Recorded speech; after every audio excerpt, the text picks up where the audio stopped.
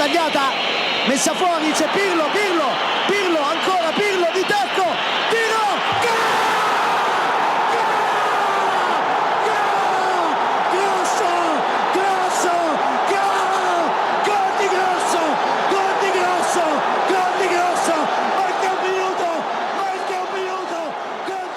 Hello and welcome to the AC Milan Talk podcast. I'm your host Samit Paul and I'm joined by my good friend Jason Brown. JB, how you doing?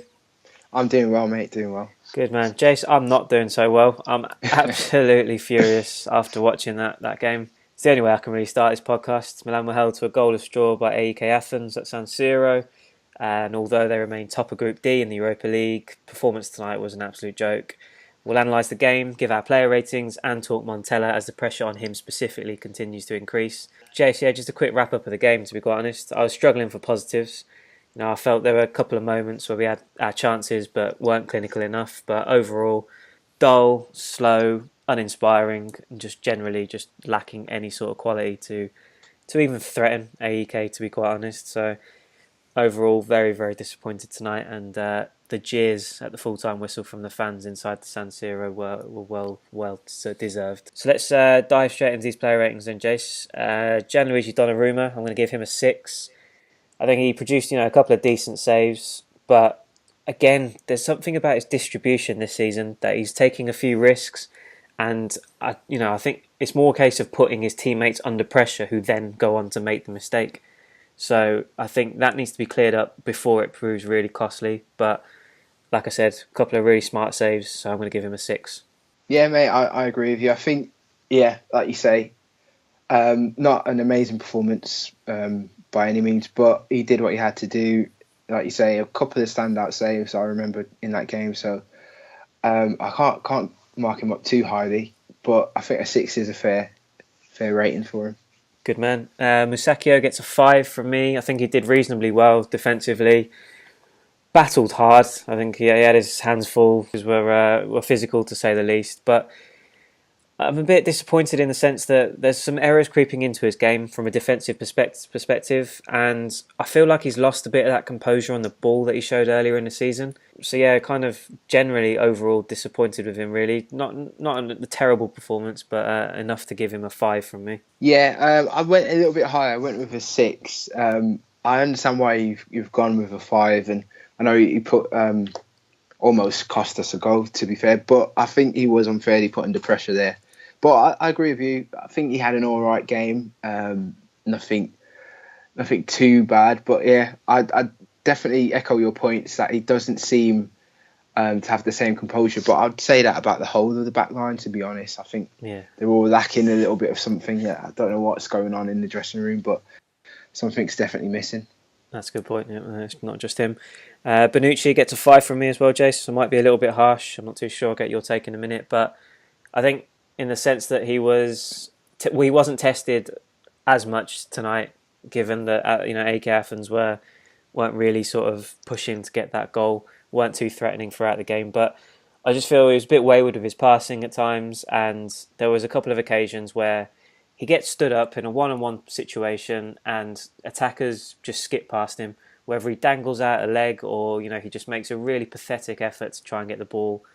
He's just too easy to get past right now, and it's happening over and over again. So I don't want to target him. I don't want to go on and on about Bonucci, but honestly, it's still not impressing me, even though the opposition wasn't that great. So disappointingly, going to have to give him a 5. Yeah, I echo all your points. I have gone with a 6 though, but I do feel like Bonucci's lost a bit of his fear factor. Like, you hear that name, you see that name on the opposition team sheet, you think it's going to be a tough day if you're forward. But nowadays, like you say, it seems as though people are getting round him too easy, have worked his game out a bit. I don't know, or if he's kind of, he's let his standards slip, but everything does seem to go like past him a lot easier than it did when he was in a Juve shirt, which is disappointing. And I know we've talked about it on the pod before, and we were hoping it was just a phase and that we'll get out of it, but he's had the time to bed in now.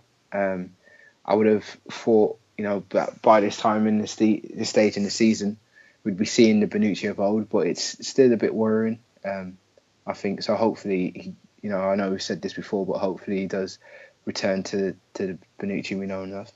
Absolutely, echo those thoughts. But just a quick question, because a lot of people on Twitter are asking it now.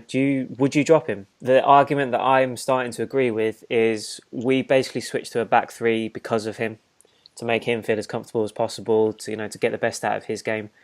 Is it? I'd agree to the extent that we should not, sort of, I wouldn't say pander to his sort of demands and his preferences, but I'm fed up with the back three. I think it's a case of now switching back to a back four, go with a 4-3-3, and just tell Bonucci, look, I know you're more comfortable in a back three, but ultimately it's not working. So either you and Romagnoli, you and Masaccio, in the middle of a back four, get on with it. Would you prefer to go to a back four, or would you even go one step further and actually drop him if his form doesn't pick up?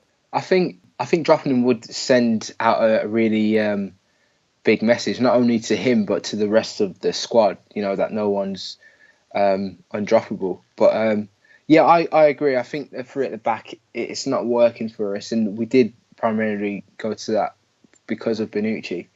So I think if we were to drop him, it would have to be a 4 at the back for me. And then if results improve, then where does that leave Bonucci? It's a difficult one, isn't it? Big signing, and how excited we were when we got him. He was the captain as well. Yeah. So to drop him and potentially change the formation to something that doesn't suit him, it's a massive call for Montella to make. Yeah, it certainly will be. Honestly, I think we spoke about it last week in terms of Rossoneri saying that if we miss out on the Champions League, it won't be the end of the world, but it would mean that we'd have to sell someone. I honestly think if that happens, Bonucci's the first man to go. I think if Chelsea come knocking, Man City, whoever, if they're willing to bid big, then he'd be the first one on my list at the moment to go. But long way to go. Let's not get ahead of ourselves. Yeah. Moving on to the next player, Ricardo Rodriguez. I've given him a 6. I think he was decent defensively. I don't think AEK had that much success down their right wing. That was largely part down to him. Did okay going forwards when he was switched to the left in the second half. So overall, decent enough. Bounced back from that poor Inter game, so I'm going to give him a 6. Yeah, I've gone slightly higher. I've gone with a 6.5. But yeah, echo all those points. I think definitely his second half was better than his first, but I guess you could say that for most of the team. But yeah, I agree. Solid at the back, but still didn't have that potency going forward that we're used to from him. But yeah, 6.5. I think it's fair. Good stuff. Calabria gets a 5. Maybe a little bit harsh, but I don't think he did too much wrong. But then again, I don't think he did that much, in terms of being spectacular either. I think he was pretty average. He worked hard, pushed until the end, so give him credit. But I think just a 5 is probably where my head's at with him. Yeah, I've gone with a 6 for Calabria. I agree with you. Didn't do too much right, but again as well, yeah, didn't do too much wrong. Was largely uninspiring, to be fair, but I think I've just given him a 6 because I feel I can't really fault him, fault his effort, as it were. But yeah, his performance wasn't great at all. Fair enough. I've given Suso a 6. I actually might be a little bit generous with this one. I think he slowed play down too much. There were moments where he was in a bit of space. He seemed to check himself back and play the simple one rather than going for something more creative. But in his defence, I felt like he was probably the one man that was more likely to make something happen, picking up the ball in pockets of space. So decent, not as great as I want him to be. I think he's had this big contract. He's looked upon as one of our biggest creative sparks, and I think we need to see more from him. But I'm not going to be too harsh on him tonight, I don't think. So I'm going to give him a 6. Yeah, I've gone slightly higher. I've gone with a 7. I agree. I felt like if anyone was going to do something tonight, it was going to be him.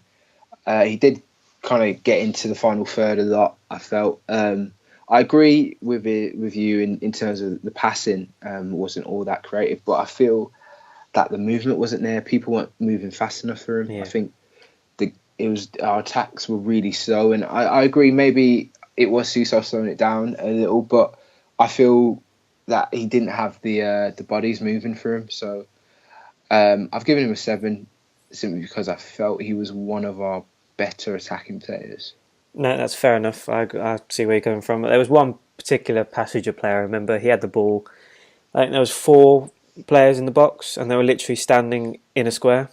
Yeah. There was no movement, no runs, and that was just summed up our performance. Locatelli gets a 6 from me. I think he was willing to get stuck in. He was ready to battle to try and get the win. Arguably didn't do enough with his passing. I think he was asked to do more creative work than he would have liked, or he should have been asked to do. I think, with the players we had around him, they should have stepped up and done what he tried to do. So yeah, I was relatively impressed with him. I think he did enough to get a 6 from me, but I don't think it's going to be enough to kind of push Biglia out of the team at the weekend. So 6, fair enough, Jace, or you going higher or lower? I've gone with a 6, mate. I totally agree with everything you said there. Yeah, I feel like he kind of felt maybe the pressure to impress, to try and, keep his spot, and it just kind of didn't work for him. But he was trying. Yeah, I agree your points. He could have, or maybe should have, not been in some of the positions that he was in. But I feel maybe he felt, being his, chance in the first team, that he had to make something happen to secure a spot in the next starting 11. So I haven't been too harsh on him, but I do agree with you. I think a 6 is fair for him. Good stuff. I'm going to leave the next one to you, Jace, because I don't know where to start with him after tonight. I'm going to go your boy Hakan Çalhanoğlu. What are you giving him? Yeah, fortunately I've gone with a 4. It's not his first 4 of the season. No.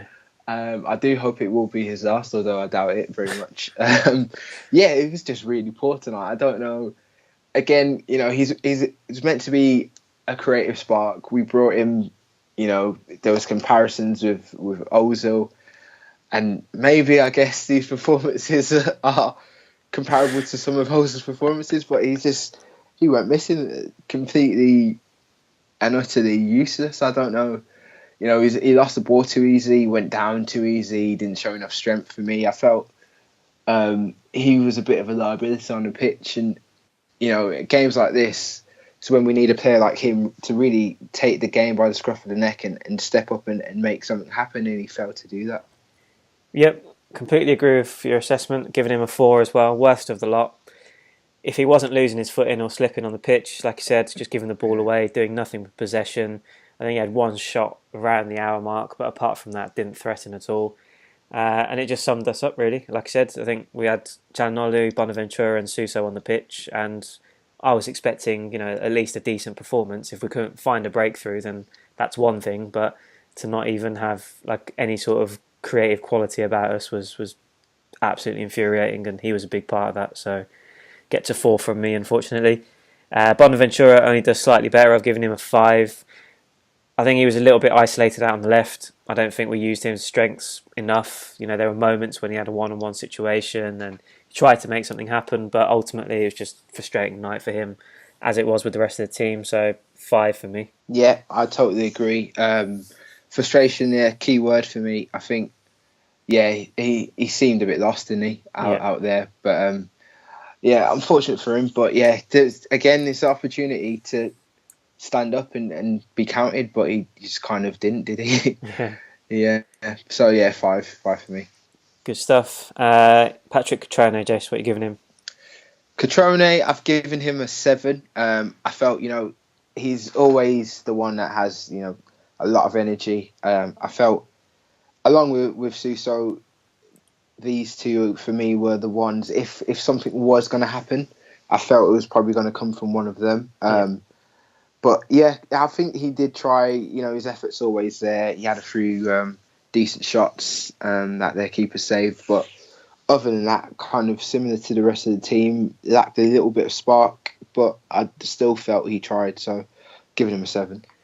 Yeah, I agree with everything you said. I've probably been a little bit harsh maybe then, but I've given him a 6. I think he was the only player to really impress. Battled hard, showed determination, desire, made his clever little runs as well, had his chances, but a couple of great saves, and he probably should have done a little bit better. But yeah, one of the better performers on the night, so he can have his head held up high. So I'm going to give him a 6. To finish things off in the starting lineup, I've given Andre Silva a 5. Can't be faulted in terms of desire to wanting to try to make something happen, but just wasn't happening for him on Thursday night. he's really impressed in this competition so far. Bagged all his goals in the Europa League, but just wasn't to be this time round. So I've given him a 5. Yeah, I agree. Gone with a 5. Yeah, again, I was expecting a lot from him tonight. Like you say, Europa League seems to be his competition, but tonight just wasn't his night, unfortunately. Substitutes, just going to breeze through them. Nothing really to mention. Kessie and Barini came on. Didn't really have time to get up to the speed of the game or do much. But Kalinic, I've given him a 5. Almost produced a great assist for Cotrone with this nice little flick through. But obviously, like I said, the goalkeeper pulled off a great save. But aside from that, didn't really change the pattern of the game. So giving Kalinic a 5, Jace. What about you? Yeah, I agree. I felt came on. He looked a little bit. We've talked about Kalinic before. He gives that different option, doesn't he? But I think, it's one thing bringing him on. You need to use him in that way. And he came on, and I think the game and the kind of momentum wasn't there, and he wasn't allowed to or able to get into the game the way that we would have liked. But yeah, I agree with you that little flick on could have changed things. But yeah, overall, I think he was average when he came on. So give him a 5. Good stuff, Jace. Moving on to Twitter comments. Just picked out the best of the lot. At B_Russo10, money can't buy happiness. Milan are still bad even after investing in the team. Too slow on the ball and playing as individuals, not as a team. Can't argue with any of that. I don't know about you. I think the part that I took away was too slow on the ball. I don't know what we're thinking in terms of just a lack of urgency and the sense of speeding up the tempo of our play. AEK Athens came to get a point. They put 10 men behind the ball for most of it. Didn't really look a threat breaking forwards, and yet we still had 3 defenders at the back, and we just seemed content with just playing at our own pace and letting them get back into shape and organise themselves when we should have been going, breaking our necks to kind of catch them out at the back. So yeah, I don't know if you disagree with any of that, but it's certainly an element of our build-up play in our game at the moment that's really infuriating me, just the slowness and the tempo that we're setting for ourselves. No, yeah, I totally agree. I think it's to compare. I've been watching Arsenal, obviously, as I always do, and very similar, just slow, really slow. And I don't know where it's come from, because similar to Milan, pretty much like 2 situations that kind of mirror each other. You look at the players and you think, we've got the attacking quality to do way better than this. You look at the Milan lineup, you look at the Arsenal lineup, you think, what is going on? And it can only, unfortunately, point to one thing, and it's the training and preparation. Yeah. I don't know what's going on the training pitches for both clubs, but it seems once they get into a match situation, there's just no urgency. It seems like there's no plan. It's really, really upsetting and depressing to watch. It really is. Judging from these next comments, I think a lot of people have their reason as to why. At Nuru Bola said, there is nothing much to say except to sack Montella now. Montella can't take Barca to the Champions League, not to talk of the present Milan squad. Montella out. At Shogun969, sincerely, Montella seems devoid of coaching skills sometimes. And the next one was at Samir Mohammed 72 said, what was that in sort of more or less sort of polite terms? Worst Milan match in a long time. I really wanted to blame Montella, but most of the players sucked. Thoughts about Kaka returning. So just to pick up on that first part, yeah, I can't agree anymore, to be honest. I think Montella definitely deserves some of the blame, like you mentioned. Something's obviously not going right in training preparation, but the players, I think I've mentioned it before. You've got to judge the situation on the pitch. If you know you've got to speed up the play, get in behind the opposition, then do it. It doesn't need to take your coach or your manager to kind of step in and tell you the obvious, I don't think, personally. So the players, for me as well, I think they've got to take up responsibility for it, and they were definitely part of the disappointment tonight. And then Jace, thoughts on Kaka returning? Obviously, he's ended his spell at Orlando. I think he got sparked by Nigel de Jong, left a message on his Instagram hinting at a possible Milan return. I think a lot of media outlets have run with it, but I'm not sure whether this is as a player or is it as a kind of, I don't know, like a backroom staff figure, ambassador or something like that. But as a player, I don't particularly think I want him back. Obviously he gave us great memories, he's a legend, but at this stage of his career, I think coming back as a player would be the wrong decision. But surely a future at the club in the hierarchy at some point. Yeah, definitely. I'm always a fan of ex-players coming back to if they want to get their badges or if they want to become part of the coaching staff, definitely coming back. Even just to train with the players. We've seen it happen at Arsenal quite a bit. Ex-players have come in, even if it's only for a short spell. They've come in, they've trained, they've done a bit of coaching, and it's just good to especially when you've gone and brought your 11 new first teamers, is to have some of the ex players there just to pass on some of the history and the heritage. It's always a good thing, I feel. So definitely welcome him back to the club. I agree with you. I don't want to see him as a player, but yeah, definitely as one of the coaching staff or potentially a future manager. Yeah, why not? And the last comment at MD Coop 3. I don't even know what questions to ask after that game. Just baffled. You're not the only one, my friend. A lot of question marks after that one, but we move on. Genoa at the weekend, and we can only hope that things improve. Right, guys, so if tonight's performance wasn't bad enough, I've got some more sad news for you. This is Jason's last podcast. I'm hoping he'll come back and make some guest appearances down the road for some of the bigger pods, but for now, he'll be stepping away. Jace, a message for your admiring supporters? Yeah, unfortunately, this is my last pod. It's been really, really fun journey, exciting, going through with all of you, and being able to voice our opinions, and to have people listen is surprising. Me and Samir have talked about it like a lot. We're still amazed that people listen and interact, and very thankful for the support that we get, and hopefully he continues to support Samir as he brings you the news, and hopefully things get better for the team. Absolutely. Well, yeah, like I mentioned, hopefully I'm going to coax you out of retirement at some point down the line, and we'll get you back on. But on a serious note, though, guys, it's not an ego boost. I'm not fishing for compliments, but just want to get your take on whether or not you'd like the podcast to continue as a one-man band. If you do, please leave your recommendations and suggestions in the comments below on how I can make this your favourite podcast. Personally, I'd love to get more of your thoughts, whether that be through audio clips, video clips, whatever you kind of feel comfortable with. But any ideas to integrate into the pod, please leave your ideas below, and I will do my best to get that sorted. Jace, that's a wrap for this one, unless you've got anything else you'd like to add? No, that's all. Signing out, Jace, signing out, an emotional time. Yeah. Good man. Right, so I'll be back at the weekend after the Genoa game, but all that's left to say for the final time for now, Jace, nothing left but say goodbye to the people. Goodbye to the people.